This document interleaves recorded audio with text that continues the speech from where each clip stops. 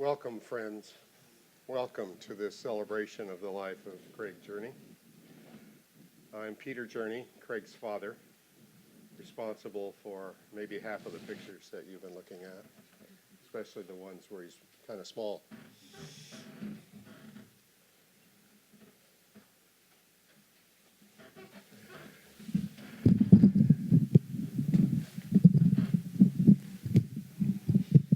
Thank you.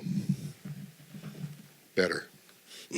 I apologize for my bronchitis, which will impact probably how I get through this. It's great to see so many familiar faces here and to meet some new ones that were friends and colleagues of my son.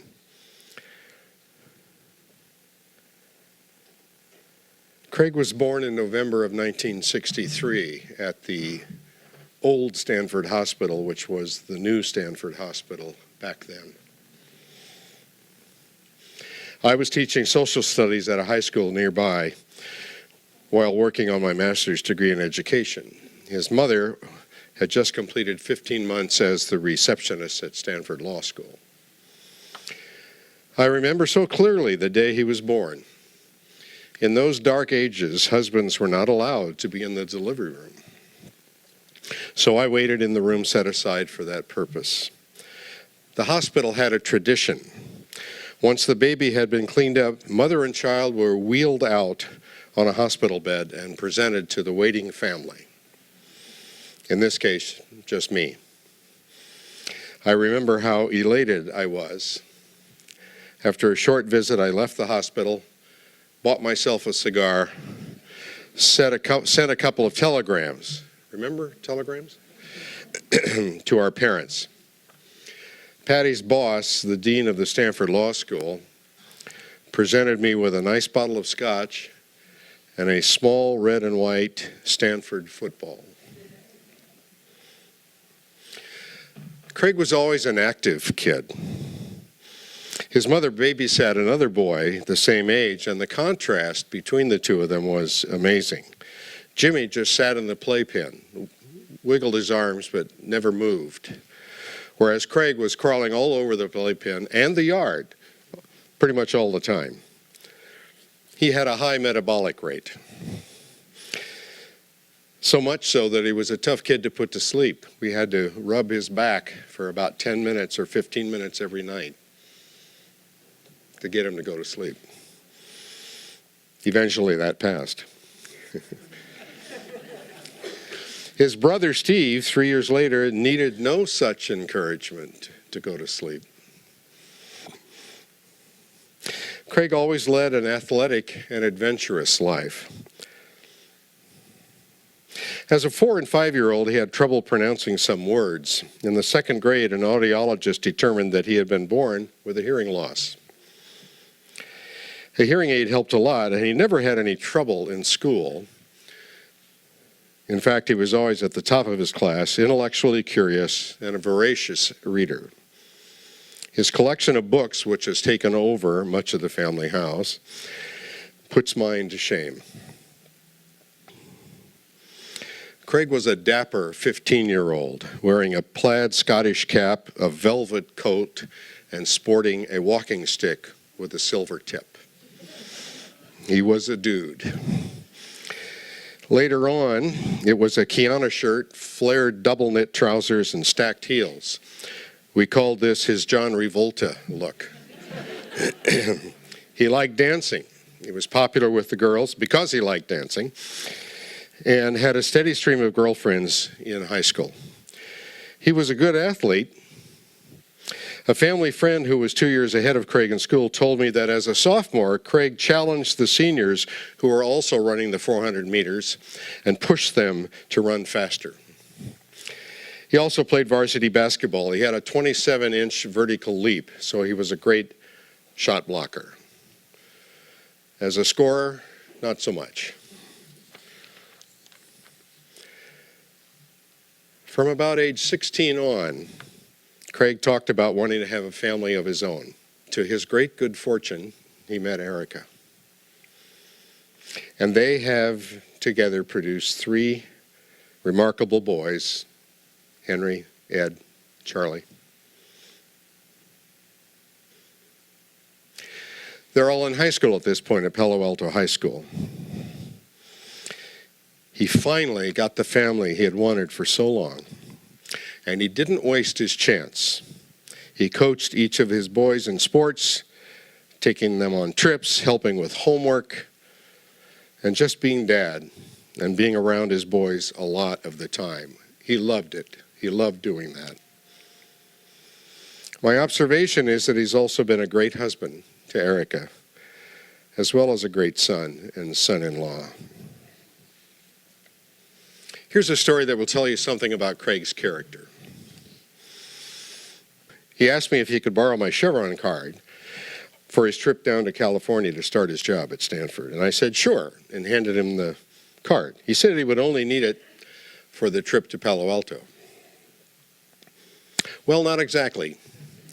3 years passed, and he still had the Chevron card. At the end of that time, we came down for a visit to Palo Alto. We were sitting in the Peninsula Creamery, waiting for Craig to show up. He walked in and handed me a packet. In the packet were the Chevron card, every charge slip for the past 3 years, an Excel spreadsheet showing the charges and the accrued interest, and a check for the full amount, including the interest. That's Craig. I'm pretty sure many fathers had a different experience with their kids.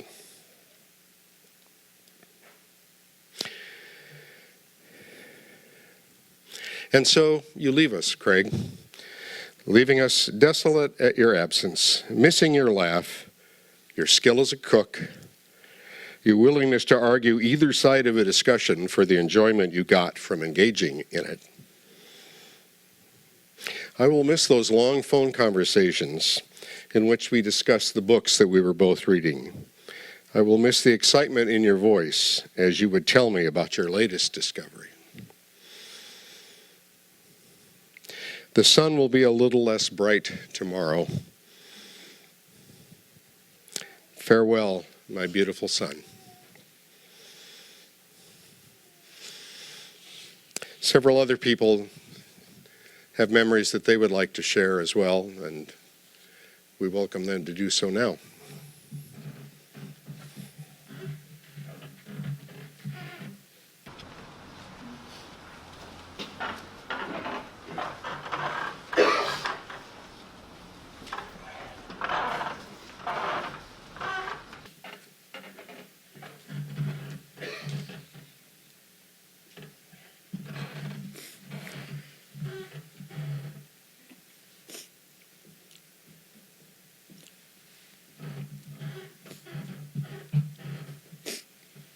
One of my first memories of my brother was at an ice rink.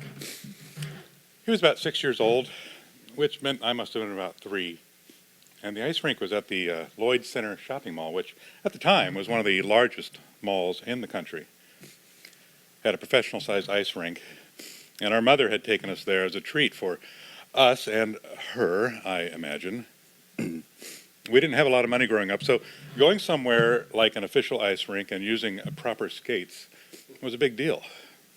My mother sent Craig and I onto the ice by ourselves. I imagine she went off shopping, leaving me in his 6-year-old care for a while. Different times. We spent our time unsteadily hugging the wall and circling slowly but happily around the rink. And Craig, who was, of course, the better skater, held my hand and tried to ease me out from the wall when I was sure he would rather have gone off on his own. Eventually, Mom returned and informed us that it was time to go home, and Craig and I naturally protested. 5 more minutes, please. I could see my mom's resolve yielding to our excitement, and as if to sell the idea that we deserved more time, my brother had the smashing idea to show her what he had learned that day on the ice. "Watch this," he cried, and with the confidence that my brother always seemed to have in abundance, he pushed himself hard off the wall, backwards, and attempted to spin around. His sheer athleticism and belief in himself carried him magnificently for about a half a second. And then he slipped, and he fell hard, and his head hit the ice. I can still hear how soundless it was. And I remember there was a bit of blood, and adults came, and somehow we were removed from the rink and eventually made our way home. And I remember through all of these 50 years how I felt when I saw my brother fall to the ice. I was mad. I was mad because now we would not get 5 more minutes skating unsteadily around, gripping each other for support, because of his antics, we had to leave early. My fun had to end because he wanted to show off. If I'm being honest, I felt something else for him in that moment he fell, and no, not concern for his well-being. I felt something then that I would feel for him many times over the next half century: utter awe and admiration. In truth, there weren't many times I was mad at my brother. I'm sure I used to drive him up the wall frequently, although he rarely let it show. The simple truth of the matter is that my brother was my hero. And I know it's a well-worn cliche for a younger brother to look up to an older brother, but I cannot conceive of a human being more naturally suited for that role. Craig was my protector, my advisor, my guide, my confidant, and my companion through life. My siblings and I grew up in a neighborhood full of places to explore. There was a lake that would sometimes freeze, and we would test the thickness of the ice together. Again, where were the parents? We used to have sword fights using broken branches in a grove near our house. There was a blackberry bush at the end of our street, and we used to go down and gobble the blackberries in the summer until our fingers were stained purple. I liked the fact that Craig could reach the berries that were a little bit higher than the rest of the kids in the neighborhood. Those were the ones that were a little riper, and occasionally he would toss a few of those to me. There was a particular day, however, that I wandered away on my own to do a bit of berry picking by myself. Unfortunately, there was this kid, Joey, I think, who lived around the corner from us, and Joey was not a nice boy. I imagine Joey would not have been an awesome brother to anyone. He found me separated from my herd, and he managed to lure me into their family tool shed as a prank. This shed was a bit off the ground, and after I had climbed and entered the door, Joey removed the step stool that I had used to get in, and I was trapped a good 2.5 feet off the ground. It might as well have been a mile. It is hard for me to overstate the terror that I felt at that moment, hidden from sight, unable to extricate myself, being taunted by someone laughing at my misery. I wailed for help. It seemed like I was trapped in there for an eternity. To this day, I do not know how my hard-of-hearing brother found me. It was as if by magic. I just remember the cascading waves of relief and gratitude that washed over me when I saw his red-headed face pop up into view and help me down to the ground. And even today, I can feel the echoes of that moment in my heart. This was not the last time Craig came to my rescue. It most certainly was not the last time he lent me a helping hand when I needed it. As a kid, I was not always brave, like my brother. He was confident around adults and other kids his age. He was tall, good-looking, always seemed to know what was going on. He laughed easily, and even more remarkably, he had the confidence and the heart to laugh at himself, something I could never master. He was bigger, faster, stronger, smarter, braver than I could ever be. My mom once told me, and this is something I never shared with Craig, she thought that some of what drove his desire to achieve success in life was a desire to impress his younger brother. What a crazy thought. If only that were true. What is true is that he was a wonderful childhood companion who allowed me to be his little brother unconditionally. He allowed me the luxury of leaning on him for support, even as he navigated his own way through life. It was as if, when I was born, I was launched into an unsteady sea of life in a boat I didn't quite know how to use.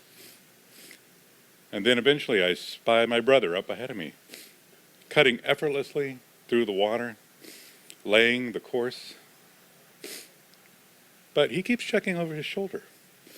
And when he sees a rough patch of water coming up, he makes his way back to me, and he lashes his boat to mine to steady it until the trouble has passed. And then he continues on just up ahead, setting the course again. I ask your forgiveness for being so indulgent. You see, I want to share with you the stories of the brother I knew growing up, and I want to somehow share with you the person I knew so that you can love him as much as I did. I want to talk about the things that I know he loved when we were small together. Smashing up Lego buildings as soon as we made them because he enjoyed the chaos. Building forts in the backyard and sometimes stuffing our sister inside the tiniest ones, much to her delight.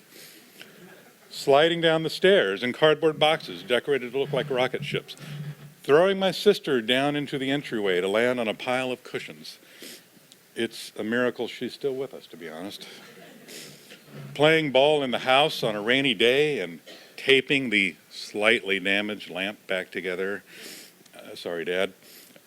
Playing ball in the house and breaking the crystal vase on the sideboard and craftily blaming it on my 2-year-old sister. Sorry again, Dad. And sorry, Anne, I guess. Watching the Rockford Files, Perry Mason, Star Trek, Monty Python, watching Saturday morning cartoons, disco dancing in the living room to the Bee Gees, and spending his allowance money at the mall on 45 singles by ELO, Samantha Sang, and Dan Hill, and all the other one-hit wonders of the late 70s. Learning to cook in junior high and wanting to show what he could do in the kitchen to impress our mother. I want to tell you about the time we were having our after-school snack in the dining room, when he tried, as a 12-year-old child, to call our mom by her first name. How was your day, Patricia? And he got away with it once. And then my mom explained to her eldest son that the boundary between being a child and being an adult that he thought he could willfully step over was a bit higher than that. I stared at him in awe and admiration then too. I want to talk about how he loved to read constantly from the moment he could hold a book, from comic books to murder mysteries to literature and everything in between. There was a time he was reading on the couch in the living room just before dinner and read a word, intriguing, which apparently he had never seen spelled out before, but decided in a very Craig-like fashion to use it out loud in a sentence anyway. This is a very intriguing dinner you prepared for us, Mother. He never lived it down, even after 40 years. I want to talk about the time he almost jumped into a roiling ocean to rescue the family dog from being thrown into the rocks. To talk about the time he launched himself through our car to free his stupid brother who had shut his fingers in the back door of the car. I still remember his muddy footprint on the back seat, which was there for weeks. I'd like to tell you about the time I caught him making out in the living room with Lisa Brumfield when he was supposed to be looking after me. I was incredibly impressed. I could also mention the time he started a fire under the hood of his VW Bug because he had crossed some wires while replacing the fuel gauge sending unit. I was not so impressed by that. I want to tell you about the time we shared a 4:30 a.m. paper route together until he had trained me well enough to take it over. About the time he consoled me after I broke my favorite lunchbox when we were walking to grade school together and didn't laugh at me about how upset I was. I want to share when he told me he had seen and heard Santa Claus on the roof, because he knew I wanted to believe, even though he absolutely did not. And he never spoiled it for me. I could also tell you how he offered to be my locker partner in high school because I didn't have one. And I could tell you about the multiple times he took me in to give me a place to stay for a while, allowing me to steady my boat alongside his. But standing here today, I realize that I'm incredibly lucky. I realize that I don't have to share all of these stories with you to honor my brother. All I really had to do was to share my brother with all of you for as much as he was mine to share. All of you are here because you all know what an incandescent spirit Craig was. You all have your own stories of Craig, stories of a fantastic colleague and mentor, stories of a wonderful husband and companion, stories of the world's greatest father to 3 wonderful sons that he had boundless love for. I've run into people in my life with siblings whom they say they are not very close with. They don't stay in touch with. I was quite well into adulthood before I realized how lucky I was to know and be close to my brother Craig. That it was not just a matter of course that everyone had such an amazing person in their lives. He was the smartest person I knew. A couple of years ago, I was working on a computer problem and I couldn't quite figure it out. So I texted him to see if he had a few minutes to chat about it. Within 2 minutes, he had given me the insight I needed to solve the problem. Again, it seemed as if by magic. Craig and I used to share an apartment in the city for a while right after college, and we both worked at Stanford, so we would carpool together. Those of you who knew my brother know that there was no subject he was not interested in, and few that he did not have some expertise in. And of course, those subjects he was not an expert in, he might bluff anyway, because he probably knew more than you. Needless to say, these evening drives home in the setting sun along Highway 280, chattering away about the world and life, seem like halcyon days now. Well, I want to tell you something remarkable. My brother and I both had young families for a while and busy careers, and discretionary time was almost non-existent. So for the last 15 years or so, we haven't been able to talk as often as we'd like. So much so that we would actually schedule appointments with each other to chat by phone. So we'd talk, and maybe once every few months. And I would mark the upcoming appointments in my calendar. And I would look forward to it for days. So here I am, a 50-year-old man with a pretty decent idea about how the world works, looking forward to calling my brother because I want to hear what he has to say. So we would typically chat for a couple of hours that would go by all too quickly, during which he might explain something to me about an economic principle or a theory that I had asked him about. Or he might talk about a new technique that he had employed to keep the water out of his cellar. Or he might talk about how proud he was of his kids and his wife. How rare is that convivial of an experience to have with anyone, let alone someone who you've known your whole life. I know I was blessed, even as I always wished that we still shared that commute time together. Along with my parents, Craig was the most warm-hearted and kind person I knew. I've given some examples of this, but I want to give one less obvious example. Those of you who knew my brother know that he was never shy about sharing his opinion with you, sometimes aggressively so. Some of you might also be aware that Craig liked to find out what your opinion was just so that he could argue the opposite viewpoint, usually with a zeal that would suggest a lifelong conviction to this view, even if he only acquired it on the spot. This is something my wife found quite disconcerting when she first met him. She wanted to know why my brother and I always seemed to be mad at each other, because we were constantly arguing. But to me, this posture was a sign of the utmost respect. It is no easy feat to quickly muster cogent arguments to support a side that you might not agree with, as Craig sometimes did. But it forced you to sharpen your own thoughts, indeed plumb the depths of your own convictions, define what you really cared about and why. I remember one conversation I had with him where, at the end of it, he looked over at me and said, "You really know your stuff." What a higher sign of respect, of kindness, than to care enough to take you seriously as a person. take your viewpoint seriously and acknowledge the endeavor as mutually satisfying. Which brings me to the last thing I want to praise about my brother today. Perhaps the trait I admired above all else, although I did not have a cause to reflect on it until recently. His integrity.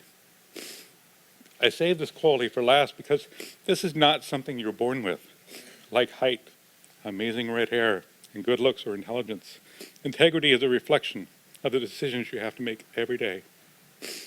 Integrity is what you do when no one is looking. Integrity is admitting when you're wrong, even when you didn't have to. There's a big part of what made Craig a great son, a great husband, and a great father. One of the last conversations I had with my brother was about a trip to Rome he had taken with his family. He talked about how much he had enjoyed sharing it with his wife and especially with his sons. He was surprised that it was his favorite destination on the trip because it was the city that he knew least well. He also mentioned some of the ruins in the Roman Forum and we had a small debate about who had built the particular house they had visited. Shortly after the phone call, he texted me that I had been right about the house. He didn't have to do that, admit that he was wrong. I always knew I was right. But it was important for him to not only research and discover the truth, but to acknowledge what he had learned. That was part of his DNA. I never had an occasion to doubt Craig, that he always acted in good faith, always acted in good conscience, whether it be a professional project, personal interaction, or community service. You could trust my brother. I would have trusted him with my life. I would have trusted him with my kids' lives. I know that all of you who knew Craig had a similar faith in his character. I cannot tell you how proud I am to be able to stand up here and say that. Michelangelo once said, "The greater danger for most of us lies not in setting our aim too high and falling short, but in setting our aim too low and achieving our mark." My brother lived his life to the fullest. He set his aim perfectly too high. All of us who knew Craig have suffered an impossible loss, none more so than Erika and Henry, Ed, and Charlie. They say that no one is truly gone as long as they are remembered. But I want all of us here today to do more than keep my brother in their memories. I would wish for all of us to try to be more like my big brother in our own lives. I want all of us to laugh easily and often, especially at ourselves. I want all of us to find curiosity and wonder in the world. I want all of us to have the integrity to act correctly based on what we believe, but also to look for opportunities to learn. And I want all of us to look behind us as we are making our way through the unsteady currents of life and see when there are others who might need us to tie our boat to theirs for a time. I know that I will be striving mightily to catch up to my brother, forever just ahead, still laying the course he charted for us to follow.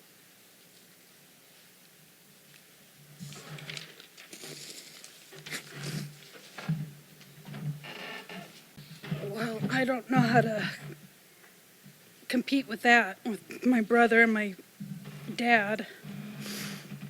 And I have to brag a little bit that I have the two best brothers in the whole world. And it's sad that what happened. And all I can say is that I really care about my brother when he was around. He was very loving, very caring.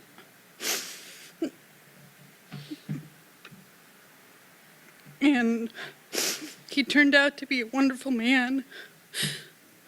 And then some.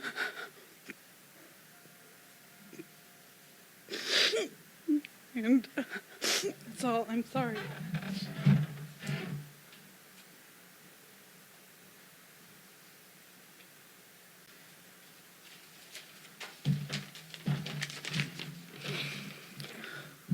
So thank you for the opportunity to talk about a friend who I loved and admired. I met Craig over 20 years ago when he came to work for me. He already had a reputation at Stanford as a talented programmer. a real hotshot, as I recall him being described. Indeed, we found a young man who was smart, energetic, curious, a hard worker, and he quickly became integral to our team. More than that, he became a vital partner for me. He had insights and perspectives that were valuable and key to many of our successes. We would spend many hours in front of a whiteboard, modeling data, planning, sometimes arguing, but always respectfully, because he had and I shared the same appreciation for the importance of details. Over time, our friendship grew, and I found that he approached life with the same care and zeal as work. We skied together, we rafted together, we participated in biweekly volleyball games with Stanford colleagues for many years. As someone noted, he was quite an athlete. He was very competitive, but he was always a gentleman both on and off the court. It's also been noted here that he was a bit of a Renaissance man, prolific reader and a sponge for knowledge. One of the great pleasures of our friendships, one that lasted well after we worked together, was simple conversation. We would occasionally meet over breakfast or for drinks at the faculty club, where topics might range from photography to history, art to politics. He might explain some obscure point of finances to me that I was having trouble grasping. It might be medieval French agrarian economy. That was a real one. You never knew, and it was fun just to try and keep up. So a very small story. One time we got onto the topic of artificial intelligence. This was in the early days, when it was still a bit mysterious. So we were wondering how you would program something that was meant to learn on its own, how you would test something whose output could evolve. This was also shortly before Craig was to become a father. So naturally I asked him if he was ready for fatherhood, since, like AI, he'd be dealing with new organic subroutines with minds of their own, hard to predict, impossible to manage. He said something like, yeah, maybe it is something like AI. You learn what you can, you do your best, and you know you're doing something right when you get more out of it than you put into it. It's a nice line, and I confess I remember it because I've used it since.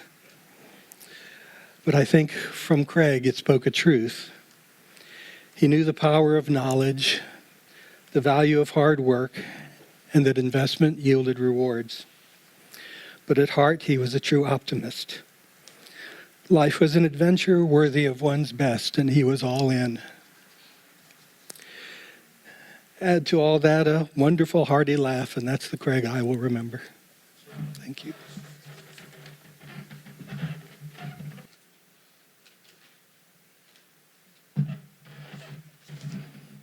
Hi, I'd like to say a few words about my father. I'm Henry, and as you might have known me in relation to him, Craig's son, and as I knew him, my father, Dad. And to be here today, it's simply amazing to see how many people have come to celebrate and honor the life of such a wonderful person. And it doesn't surprise me at all at how many people are here today, because he was that kind of person, the kind that you would meet and think, wow, that was one of those people, right? The ones that are just great, and you know it just from seeing the smile in their eyes or hear the warmth in their voice. My father was one of those special few, and it is self-evident today by all the people present here today who he touched, whose lives he changed. And I just wish he could be here to see all the good he did in the world and see that he had so many that loved him. When I think of Dad, I think of his persistent use of corny dad jokes, his intense passion for learning and creating, his interest in music that inspired me on my musical journey, his immense knowledge of history and his fascination with museums, plaques, his stereotypically loud dad sneezes, and most of all, his loving aura and approach towards his family, friends, and anyone he encountered. I remember how he always enjoyed hearing me practicing my instruments in the other room. Even when it was 8:30 p.m. and the whole house had no choice but to hear my endless practicing, he always commented on how I was getting better and that I was sounding good. I remember after every concert, we'd talk about the songs I played in the car on the way home, and he would often make a playlist to listen to the songs the next day. I remember how we enjoyed watching movies and TV shows together every weekend. Every Christmas Eve, we would stay up late at night, just the two of us, and watch It's a Wonderful Life. Our current show we were watching was Game of Thrones, and we would watch a few episodes every weekend, moving very slowly through the seasons, but it always gave me something to look forward to. I remember hearing the characteristic roar of the crowd from the TV in the other room and jumping up to join my dad on the couch to watch the Giants play or keep up with the World Series. I remember his seemingly unstoppable ability to strike up friendly conversations with just about anybody. And he was always eager to learn from and connect with other people and cultures. I remember for an assignment in my 10th grade English class, I had to record an hour-long conversation contemplating a philosophical topic. And I remember he gave me 2 hours worth as we talked. Be it was mostly him the one talking, but he always had so much to say. And I remember he was the one I always turned to before Google. Whenever I had questions about any subject, about math, history, or just why things are the way things are, I'd ask him. And if I'd ask Mom, she'd always say, you should ask Dad. Because he seemed to just have such a deep and understanding and interpretation of the world that I always thought was so admirable, that made me want to be just like him in that way. And he was my hero, someone I always looked up to. The one that when prompted by a questionnaire, who is your role model, I always put down my father. He was the most intelligent, compassionate, loving, funny, and understanding person I knew. And every time I thought, and still think about him, I feel so lucky to have him as my father and to be honored to be his son. Among others, it has always been my dad that I have strived to be like as I grew up. I was inspired by his unparalleled quest for knowledge and excellence in all aspects of life. He was and is my role model, and I learned from him not just how to throw a baseball or understand why something functions the way it does, but by leading me by example. He taught me how to care for others, how to pursue my dreams, and how to use the time I have here on earth to the fullest capacity. And although I haven't quite come to terms with the fact that I will never have a conversation with him again, I know that his legacy and his impact on the world will persist. Something that I can confidently say, and I think you all would agree with, is that the world was a better place with my father in it. And as we say goodbye to my father today, I like for everyone to think of all the great things we loved about him and cherish those memories. To honor his life and his memory, I think we should all aim to accomplish what he did and try to make the world around us a better place. To do so is not just the right thing to do, but is what he would have wanted to do. To not let his memory take on the silhouette of sorrow, but of the generativity of life and happiness that we can bring about by remembering him this way. Thank you, Dad, for being the most amazing father anyone could have ever asked for. Thank you for showing me how to live life to the fullest. Thank you for making me feel loved every day of my life. I love you, Dad, and I'll miss you more than words can express. Thank you. So, I'm going to play a song.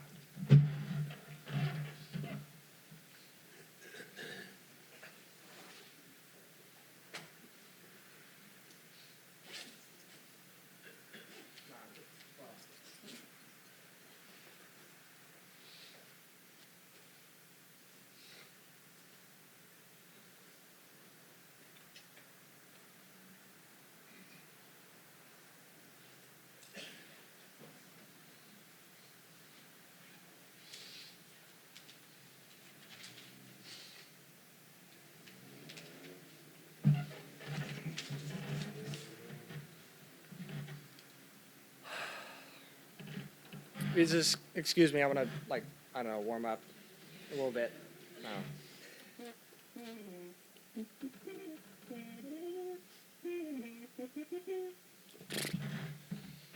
And excuse me for being choked up if I make an embarrassment of myself.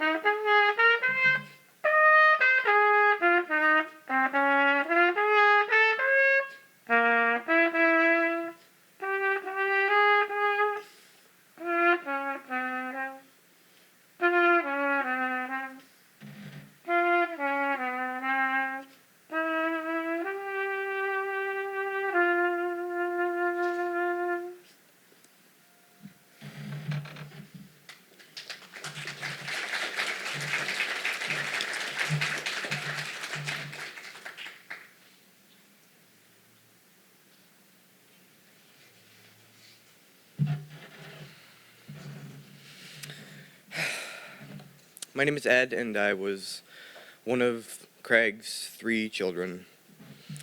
And I would just like to say that Dad and I had such a special kind of relationship when he was alive. One where instead of watching sports on the couch, we enjoyed instead discussing on various topics that he and I found interesting, such as history, art, technology, and virtually anything else. When I was younger, Dad had always seemed some sort of mythical fountain of endless knowledge.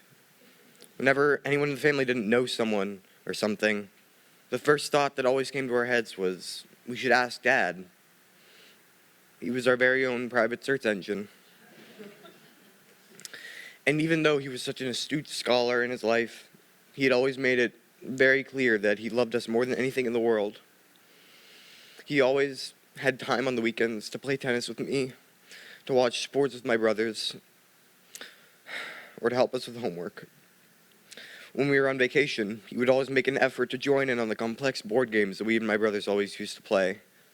And even though he didn't fully understand the rules, it was clear that he always just loved being able to connect with us in any way he could possible. Dad is the person I strive to be in life. I have looked up to him for my entire life, and I have always admired everything about him. He still is my mentor to this day, and his death has not changed that fact. I had always sought his approval in anything I did, for he was the person who I had respected and loved the most. He was smart, caring, and the best father I could have possibly asked for. And I am determined to live out his legacy. Not a day has gone by where I don't think about him. And I don't feel like that will change for years to come. His death has not made me want to give up in life, but rather it has made me more resolute than ever to keep going and pushing through. Because whenever I feel horrible about his death, I know for a fact that he would not have wanted me or anyone else to feel hopeless due to his death. Peter Craig Jurney is a great man and an even better father, and I hope that wherever he is now, he can be happy knowing that we all still adore and care for him.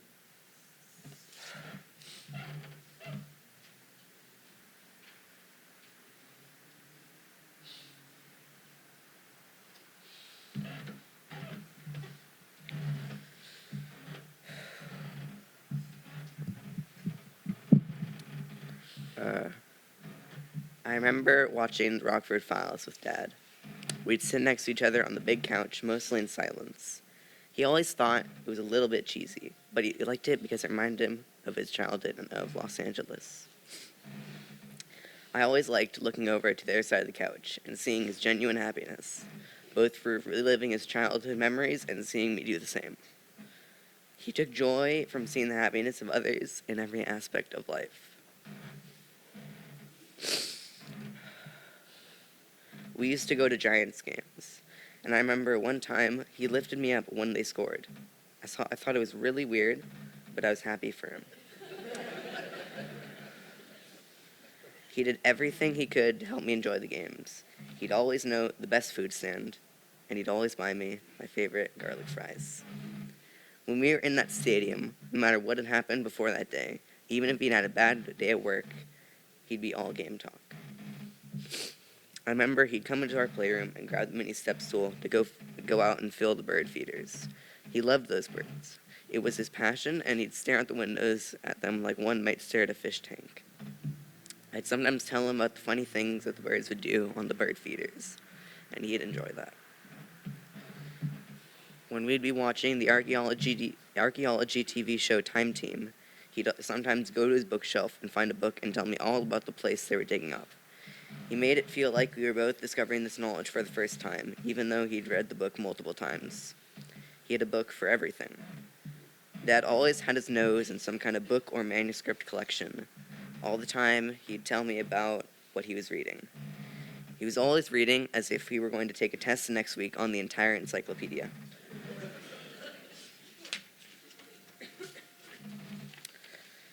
Dad had lots of hats, from fedoras to baseball caps.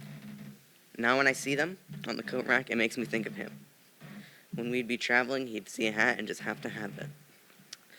Dad took us to London, Paris, and Rome last summer.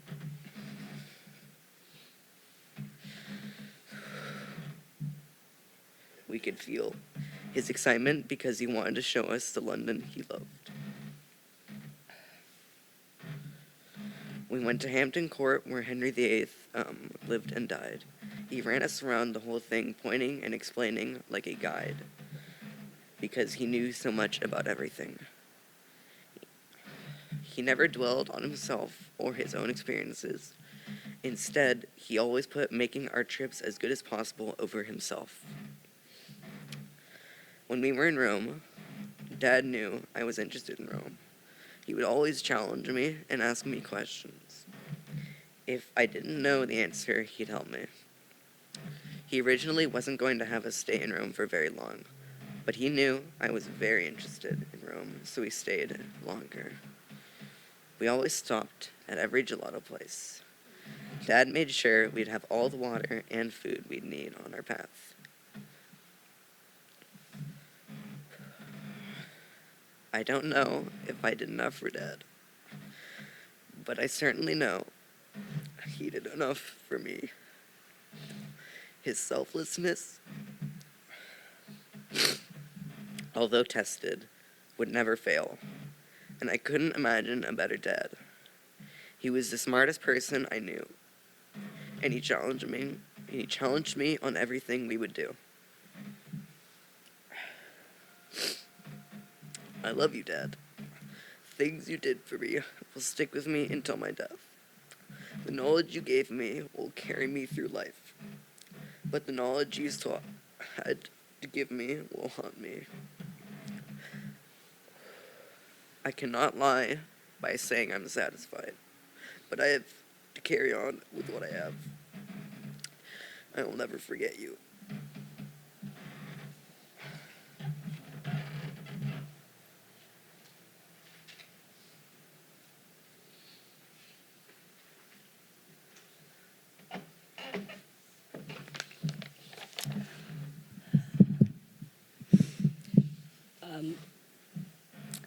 Good afternoon. I was once, it's going to be hard.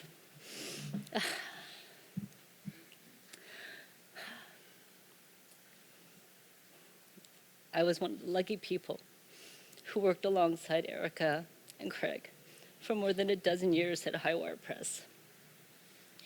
We bonded quickly and fiercely, first over our love of dogs, but soon thereafter, our journey into parenthood. There are few people I regard with as much respect and admiration as these two. The naked joy they have in raising the three boys is so apparent to all of us. Craig never stopped talking about his family, and he did it in a way that wasn't boastful about skills or accomplishments, because he was proud of you all. He talked about how you made him feel, how you made him laugh. What always came across is not how much he loved you, because he clearly did, but how much he liked you, and how he would choose this life over and over and over again.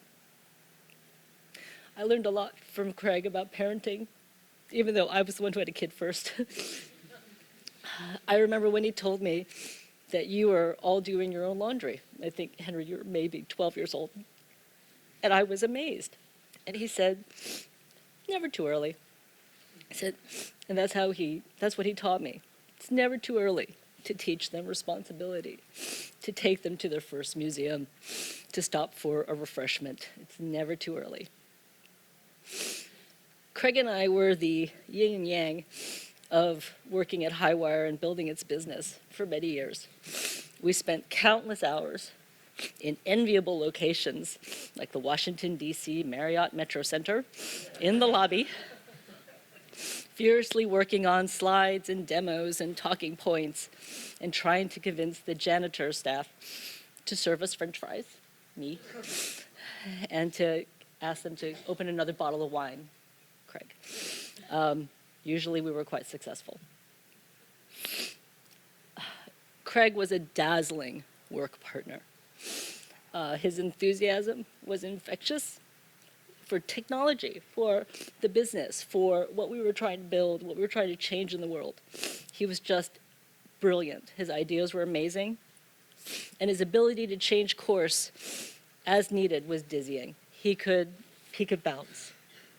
His was a big personality, one that won't be forgotten soon by his friends at Stanford and Highwire, many of whom are here today, and I'm just so happy to see everybody. I have yet to find another yin to my yang. I don't think I ever will. In the last handful of years when I was at Highwire, we spent a lot of time on the road together, largely in London. I think we had one fateful June where we were there 3 times. Craig was the perfect travel companion. No stress, all troubles rolled off his back, positivity oozed out of him as I wrung my hands. And the only concern I ever detected from him was whether he was going to make it before the museum closed. And you can insert whatever name museum you want there. His consummate curiosity and wanderlust was fed by Britain. Its traditions, its history, its literature, and of course, its pubs. So I need a second. I gotta fire up the laptop here. Excuse me. Where are you, mouse? Okay.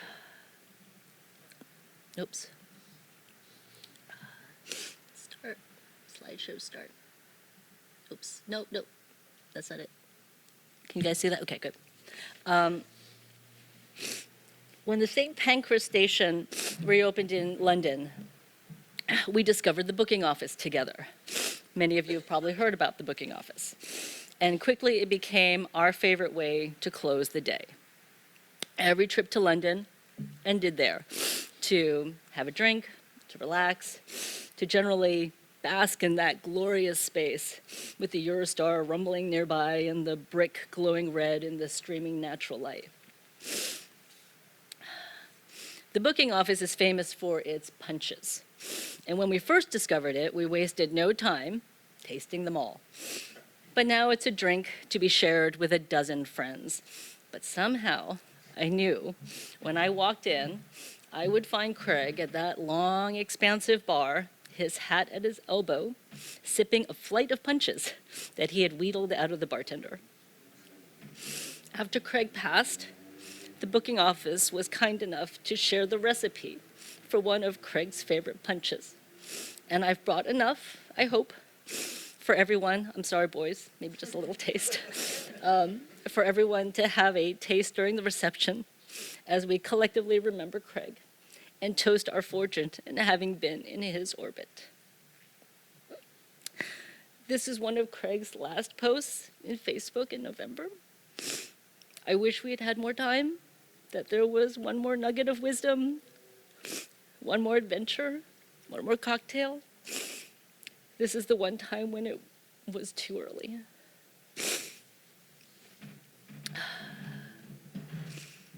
Sorry, Erika.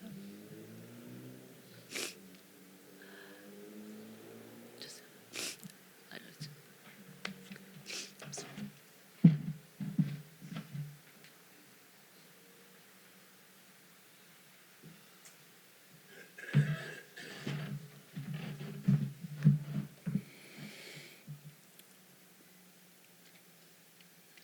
Craig, I miss you so much. I miss the love you had for me and the boys. I miss knowing we loved each other absolutely and without doubts. I miss the smile you'd flash when you saw me across the room. I miss hearing your infectious laugh. I even missed your irritated sigh when things weren't going your way. You were always playing music in the house, and sometimes on weekend mornings you would surprise me by playing my favorite albums because you knew just which ones they were. You were thoughtful like that. We'd watch TV every night and talk while you insisted on rubbing my feet. I haven't been able to sit on that sofa and watch TV by myself since you died. The boys and I sat there and watched Elf on Christmas Eve, and we missed you intensely. You'd always give me a big hug when you'd come home from work.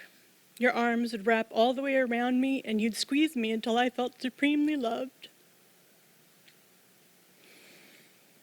You could always answer any question.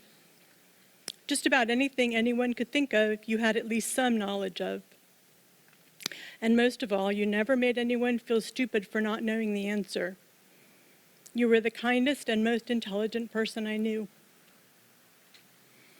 Most of the packages you received at home contained books.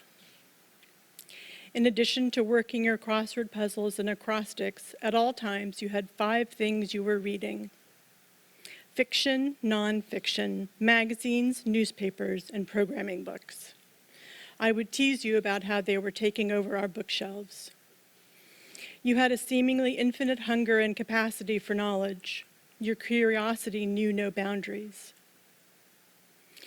You were always finding new recipes for me to try. I was the cook, but you were the recipe finder.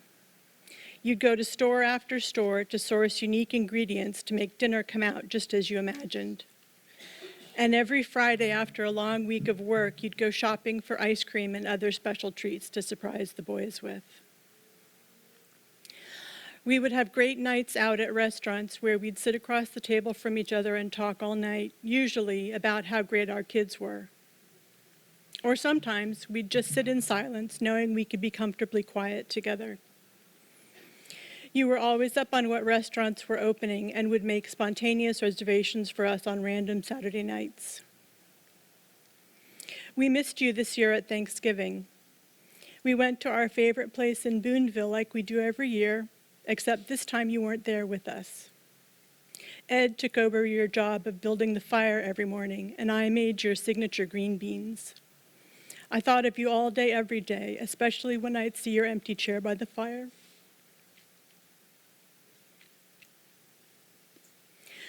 I miss being part of a team, always knowing you were completely on my side and that we had each other's backs. My first act as a single parent was to wake up our kids at midnight and tell them that you died. I even miss your snoring. Our dog Clara sleeps on your side of the bed now, and when she snores, I sometimes think it's you. I used to get so mad at you for being able to fall asleep in 30 seconds. Sleeping without you next to me just feels wrong. I keep waking up in the middle of the night looking for you. There were so many more things you wanted to do with your life, and you were ready to get going with your projects. Now you'll never teach yourself Latin, or learn to restore old manuscripts in our garage. You'll never be able to choose where to spend your last working years. You'll never retire or start a second career. We'll never return to Rome for a romantic trip like we planned, or go back to London for the umpteenth time to visit our old haunts. You'll never teach our boys how to drive or see them grow into men.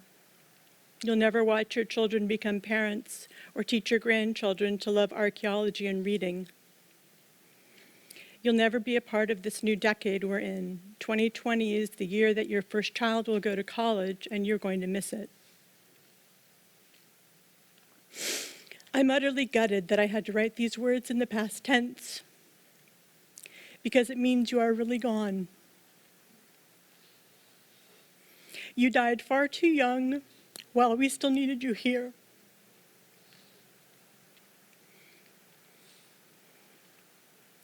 Craig, you were the absolute love of my life, and I will adore you forever.